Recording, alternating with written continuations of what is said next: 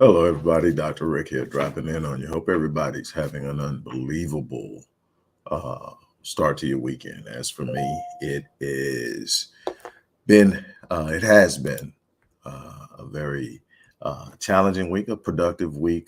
We are progressing and advancing in the things that we're aspiring to do at Rick Wallace Enterprises and its subsidiaries, one of which is Odyssey Media Group and Publishing. Um, those who don't know me or unaware of who I am and just happen to pass by this real brief segment. Number one is there is a link in the description box that's connected to my bio. You can get a real good understanding of who I am, what I've done over the course of my life that qualifies me to talk about the things that I share with you guys. With that being said, look, if you've ever aspired to write a book, publish an article, become a professional writer, and you have had frustrations or you don't know where to start, look, I want to help. I've actually been helping. Tell you a little bit about my story, and then I'm going to tell you how I'm going to help you. Well, I'm going to tell you how I'm going to help you, then I'll tell you a little bit about my story. On Wednesday, this coming Wednesday, if I'm not mistaken, it is November the 2nd, Wednesday at 6 p.m. Central Standard Time. I'm going to do a free webinar on publishing your first book, publishing a journal, publishing a workbook, publishing your work, period, copywriting, and a bunch of other things that I'm going to explain to you in a minute. I'm going to talk you through the process from concept to profits, from the pen to profits. I am going to show you a bunch of different things, but I'm going to give it to you free. And I can tell you that what I'm going to share with you I have at least 3 colleagues, people who are publishers or authors that do this, that teach courses like this, that are charging 3,500 and up for what I'm going to give you for free. And the reason I'm doing it is because I know that there are so many things you need to understand before you can either see the value in a course like that. So I want you to be able to see what it takes to get from point A to point Z. So here's my story. I have been a writer as far back as I can remember, at least back to middle school. Really start taking it serious in high school when I went into journalism. I played football, and my coach was dating the journalism teacher. And he told her about me, and I ended up anyway in her class. They ended up getting married. Sort of took me as a surrogate kid because I was being reared by my great grandmother and my great grandfather. They were a lot older, so it was a lot of age gap. My coach and wife were younger, and they took me under their wing, and she stayed on top of me along with my English teacher about my writing. I've been an avid reader since I was toddling. So the reading came first, the speaking came right after the reading, and then the writing came. Those are my passions. That's how I'm wound and built and wired and what I love doing. But long story short, my journalism teacher knew I didn't know my father, that I had an absentee father who passed away, and I didn't know him. And she knew how it impacted me. And she encouraged me to do research and write an article. And I wrote an article entitled The Invisible Father. That article got national recognition. She got it published on a national level in some local newspapers and periodicals. And she obviously published it in the school newspaper. From that point on, she just kept pushing me. And I always said I was going to write a book on the same topic because it was so much more than what I could put in an article. And I wrote that. That was my first book, The Invisible Father, Reversing the Curse of a Fatherless Generation. I've since published 25 books. But when I wrote that book, I was excited about it. I've got my first work down. I'm going to talk about the processes of how you write. I'll share that with you, but I want to get you to the point of understanding that there's a process that comes after the writing that you have to at least understand, that is so convoluted and misrepresented in the grand scheme of things of the media. I want to bring it home to you, put it in front of you, and I want you to have access to it.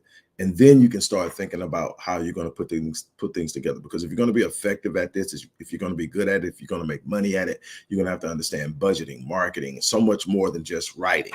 And I'm going to talk to you and show you all of that. But here, what happened is I found it was a lot more difficult to find a publisher than I had been led to believe. Well, all the publishers that read my work, and I have to admit, and I'm grateful that at least 4 publishers took the time to take it and have someone read it. Got the same, pretty much the same thing. It's extremely well written. It's checkable. The facts are on point. The problem is it's aimed at a target audience that we don't think will buy. We don't see how it's a good investment because, see, publishing companies understand that writing the book is just the first part. Putting it in front of the right people, getting those people interested into it and buying it. You're talking about an entire media marketing plan that has to play out pre-launch and post-launch. I didn't know any of this at the time. I just, hey, I write a book, publisher gets it, you put it on the shelf, people buy it. That's not how it works. I'm going to show you how it works. But anyway, what I did is after I got that same answer 4 or 5 times, it's well written. It's definitely some people that help, but we don't think the people that help will really buy it. I don't really have to tell you what they were really saying to me. The problem is, in a lot of senses, the statistics show that they weren't just talking out of the side of the neck. They do their research. They understand what groups spend money on books and which groups don't. And the thing is, the people who that book would have helped and really inspired the most probably wouldn't be people who are going to be avid readers. So there wasn't a big target audience. So what I decided to do was understand self-publishing. But then when I started looking at self-publishing, I said, no. I want to create a mechanism where I can do it my way, my time, my brand, so I want control of it from the beginning to the end. I realized I can become a publisher. Whoa. So instead of thinking of things, when I write now, I don't write as an author. I write as a publisher who happens to be an author. Why? Because if I think like a publisher, I'm thinking about my target audience. I'm thinking about market. I'm thinking about pre-launch. I'm thinking about teasers. I'm thinking about all the things that a publisher has to think about to ensure that this is not just a fulfilling endeavor or project, that it is a profitable project, and that's it. Here's the other thing. Since I started my publishing company, now here's the beautiful thing though. Let me stop. The beautiful thing out of all of that, and it's just a fulfilling thing to me, is I finally got a publishing deal from a publisher outside of myself. It took some time. It took years after I had written 15 books already, but my 16th book is through Publishing out of New York, who came to me and actually asked me, based on what I had written, based on some of the lectures they had seen, to write a book on a particular topic. That book was The Miseducation of Black Youth in America. That was my 16th book. I've written 9 since then, but to sit up and say, go from someone saying, we can't publish you, you're probably not going to get published because the vein that you're operating in doesn't have a lot of readers. That book, the 16th book, is in universities now. There are literally economics courses and educational courses that are using that as a part of their curriculum. But that's a whole nother thing. But it started with me simply saying, I'm not going to be denied. I'm going to figure this out. I'm going to work it out. And that's with anything in life, no matter what it is, no matter when someone tells you no, you don't have to accept no as the final answer. You have to sit up and say, okay, that's not the path I'm going to travel to make it happen. And you find a way to get it done. So what I did is I learned everything there is. I mean, there's so much to publishing that people don't understand. And one of the things, the problems I get when people come to me for help in publishing their book or getting their book published, one of the things I realize is there's so many things that come along with a lack of preparation, lack of systematic engagement, a lack of understanding marketing, design, formatting, but more importantly, they did not put together a publishing budget, something that says, okay, this is the amount of money that I have to spend on getting it done. Because there are just things you need to know about copywriting, you need to know about trademarking, you need to know about cover design, interior formatting, spacing, and so many other things that are part of this that when you self-publish, they don't tell you, and they'll just let you upload it and tell you, hey, this is it, check it out, and publish it, and it'll be out there, and people will pick it up and they'll go, it's not readable, it's not presentable, it's not professional. And I've actually redone some books for people so that it meets a certain standard. But all of these things are things that I had to learn on the fly. So obviously the first book wasn't the best book, although it was the most meaningful because it was my first. It wasn't the best. And so I've learned and I developed it. And so now I'm going to start teaching it. But instead of sitting up saying, hey man, this is what I've done, I'm gonna charge you X amount of dollars. What I want to do is I want to invite people who are really passionate about something into a space where the first time they encounter something, it's not in their, it's not reaching into their pocketbooks. Are you going to have to spend money to be a good published author, especially if you're talking about building uh, a, profitable environment where your projects make money? Because I think if you're really passionate about it, you're going to do it more than one time. If you're really passionate about it, you're probably going to help other people. The beautiful thing about me is anybody that wants to be published and is serious about being published, I can get them published. Now it's depending on what you want to do and how you want to do it, but I can get you there. I can get you from point A to point Z. I can get you on the shelves of Barnes and Noble, Sony Books, Kobo Books, Amazon, all the places where people are going to buy books. I can get you there. But it took time for me to learn that. I want to teach you that. I want to teach you the processes of what it takes to get there. Even if you're never going to open a publishing company, you want to know what it takes to make it profitable for publishing. You want to know what it takes to publish it so that you have an understanding of how you're going to present it to any publisher you want to pitch it to. I'm going to answer the question, do you need a literary agent? Do you need an agent to represent you? Or can you do it on your own? What are some of the processes? We're in a technological age that allows for so much. But we're going to go through a bunch of different things. But I want to teach you to think like a publisher more than an author. Why? Because when you think like a publisher, you cover the back end. When you think like an author, all you're thinking about is the finished product of writing. And there's so much that goes along with that. Matter of fact, before you start writing, you should already have an understanding of your market. You have done marketing research, created a marketing analysis, come up with a publishing budget based on that marketing analysis, know your approach, have a level of customer intelligence. In other words, the people in that target audience are driven by certain factors: emotionally, psychologically, economically, socioeconomically, politically.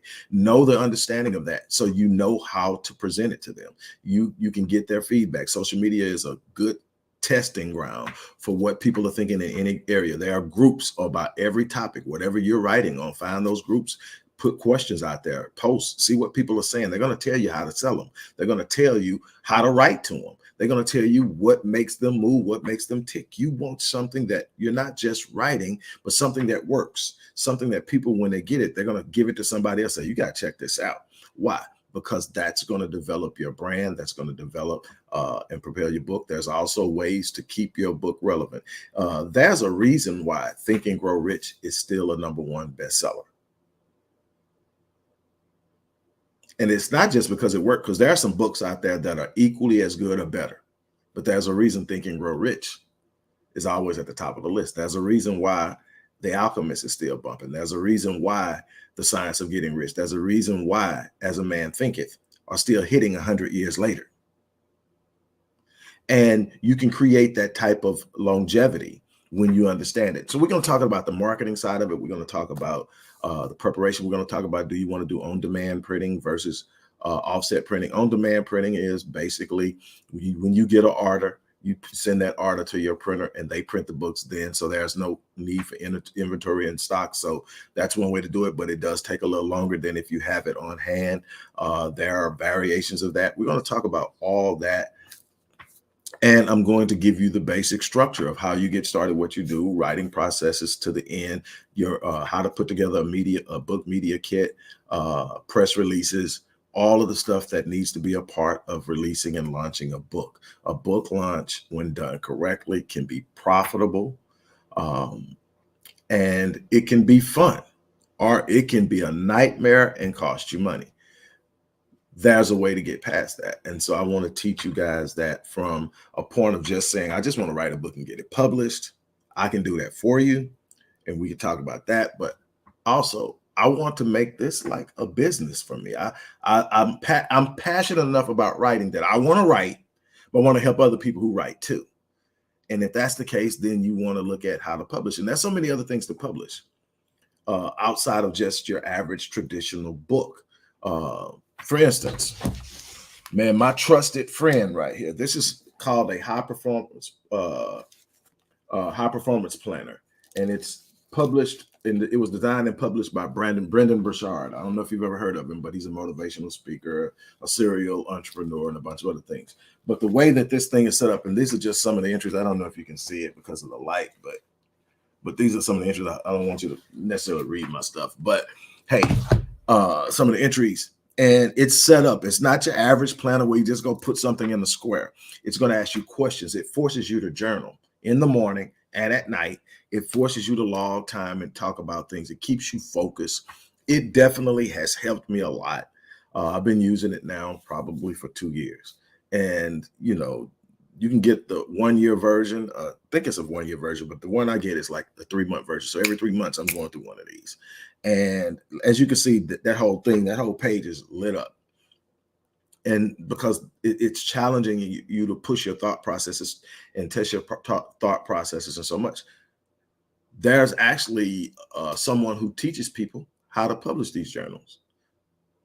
And as I speak, I'm trying to make a connection with that person so that I can connect them with you. That's not my area of expertise, but I want people who actually have that kind of mindset to get into the idea that there's so much you can publish. You can publish cards, you can publish workbooks. There's a need for workbooks. People will write a book and tell you a bunch of things, but when you got a workbook that comes with the book, or in correspondence with the book, or with correspondence with an idea or a style that can literally walk you through, and you have to participate by writing in it, there's an exchange that happens. There is a dynamic that takes place when the brain is connected. That's why I still write a lot with my hands. Why? Because there's something connected to that versus typing. And so there's a there's more personality involved, but there's also a literal connection between the brain and the hand and the way it's done. So writing with your hand and journaling is real important. Anyway, if you are interested, it's absolutely free. It's next Wednesday, 6 p.m. Central Standard Time. And be prepared. Make sure you're ready to take notes and ask questions. On that note, I'm out of here. You guys have an unbelievable remainder of your day. I'm pretty sure you're going to hear from me about something. But until then, have a great day. As I always say, I live my life on full so that when I leave this place, I die on E. On that note, I'm out of here.